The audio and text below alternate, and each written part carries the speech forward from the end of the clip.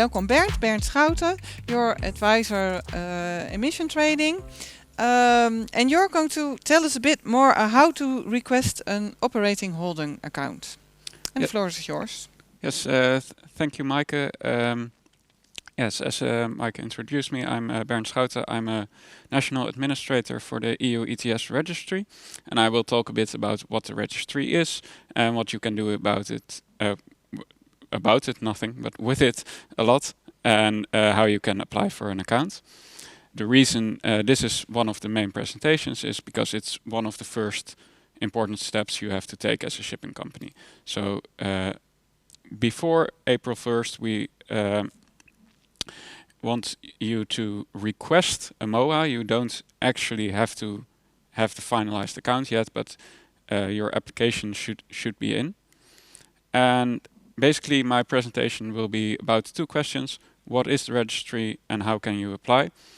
I'll try to keep the first part brief. I find it very interesting, but you might be more interested in the how can you actually apply and what do I have to do.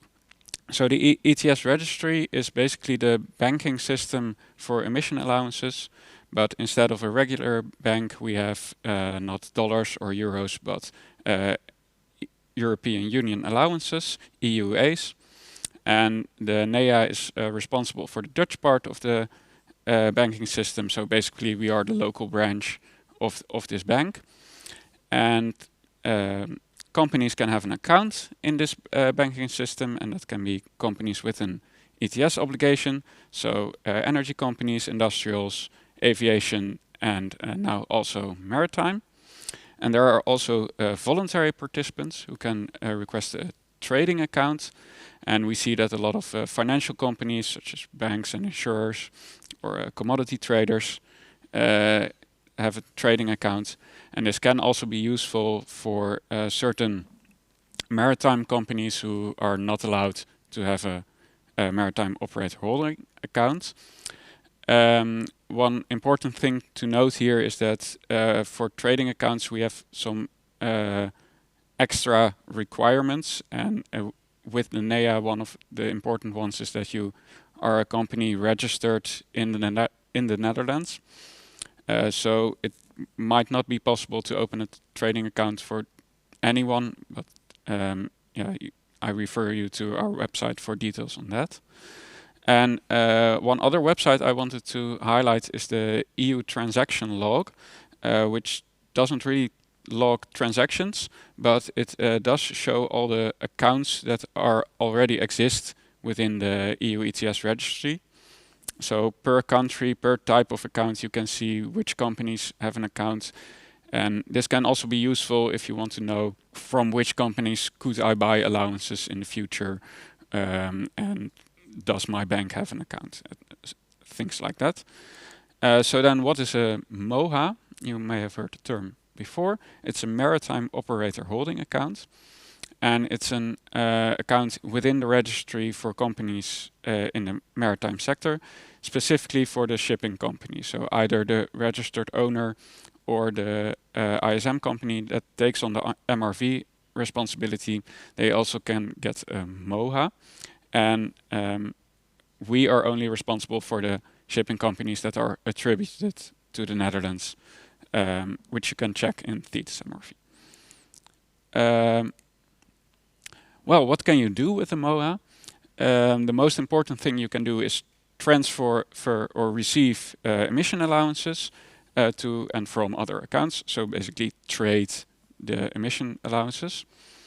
That's the basic functionality of the registry. But you also need it for two compliance steps next year.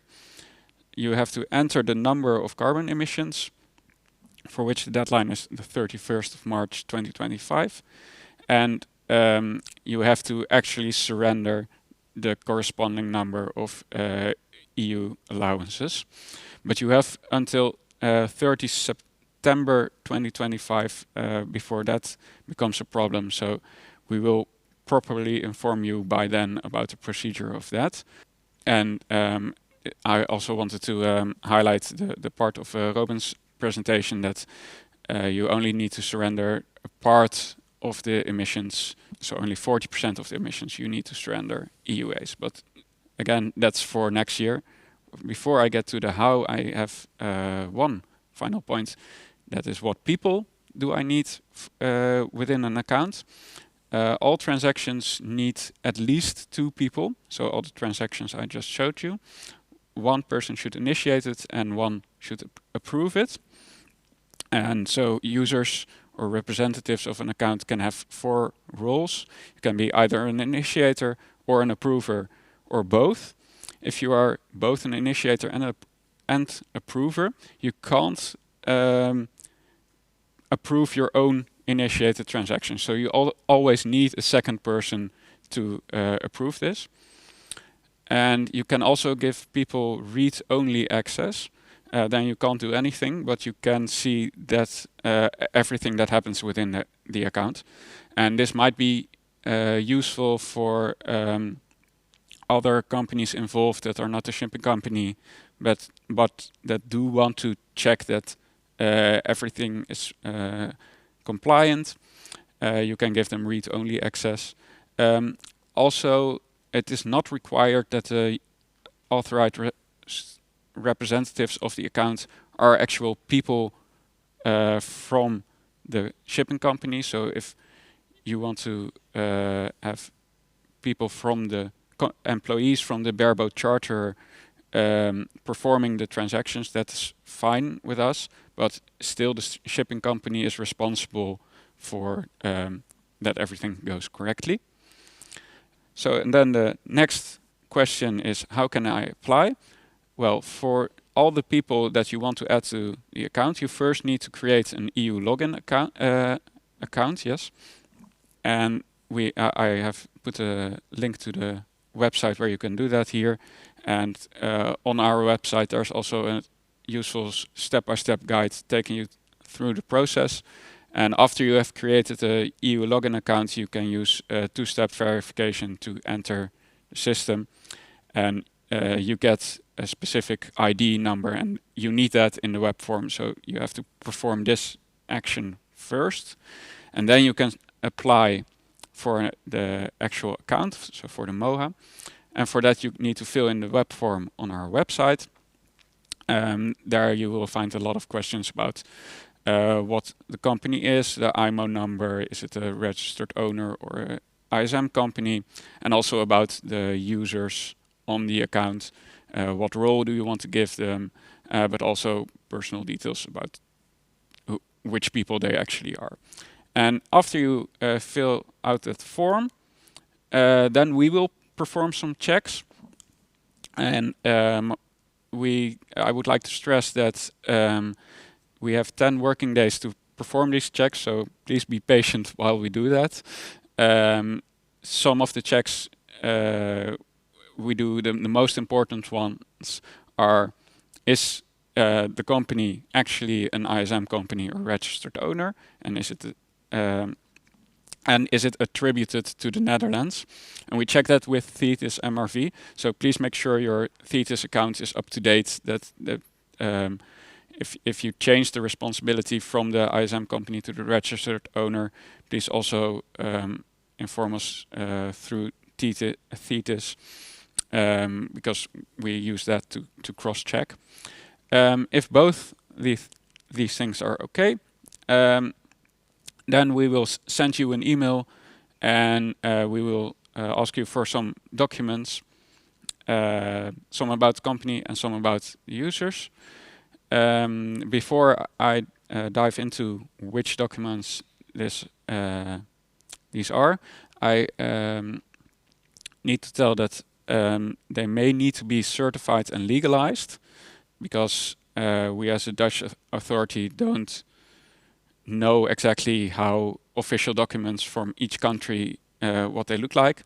So there's a system for that, to get basically a stamp from a notary office or your government that yes, this is an actual document. What this exactly entails, that's all in the email we will send you about the required documents. It's basically half a page of text, so I won't repeat it here, but be aware that this might be a step that you need to take. And then this is the very short, insightful slide, which documents you need to send to us on a company level. And the first question is it based in the Netherlands? And if it's not, we need an extract from the commercial registry to show what the company is, what the number is, and who is allowed to sign for the company. If you are a Dutch company, you don't have to send that to us because we can get that ourselves. But weirdly enough, we don't have that connection with all commercial registries worldwide. And also you need to print the web form and have that signed by someone who is allowed to sign for the company. And then you need proof of identity of that person, that is basically their signature, and we check that. And then you need some maritime documents.